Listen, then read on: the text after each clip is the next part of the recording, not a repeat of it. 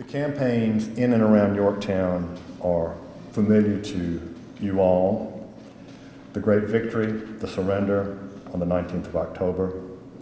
But I think the reaction to that is what people seem to think the war is over with Yorktown. Lord North said when hearing the news, "Oh God, it is over."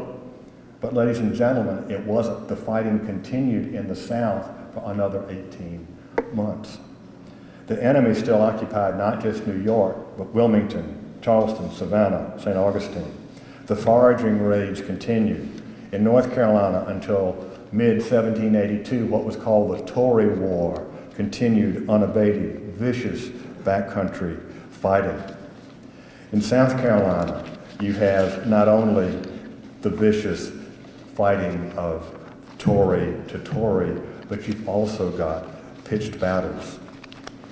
Places like the Battle of the Combahee, which is actually in the fall of 1782, the spring of 1782, one of the last battles. On the Virginia frontier, you've got Colonel Crawford going into the Upper Sandusky. You've got the Battle of Blue Licks in what is now Kentucky, and you've got Clark's battle at Chillicothe in November. So the war wasn't quite over. The British abandoned Wilmington in 1781. They abandoned Savannah a little bit later. Charleston is the last major enclave. But even there, you have got British officers swinging into the Georgetown area, and Major James Weems reports on his final mission, "I burnt and laid waste to 15 plantations and houses."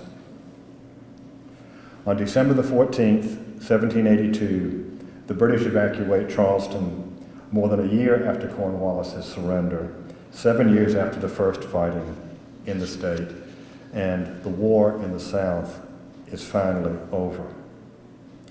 Great Britain's grand plan, the Southern strategy to roll up the Southern colonies one by one, had been a costly disaster. But also American fighting men had paid a high price in defeating the enemy.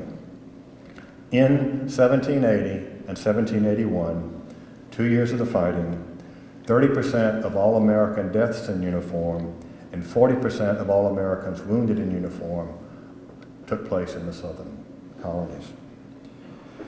The last 2 years were crucial, but beginning in 1775, the Patriots of Virginia, the Carolinas, and Georgia were full participants in the fight for American independence.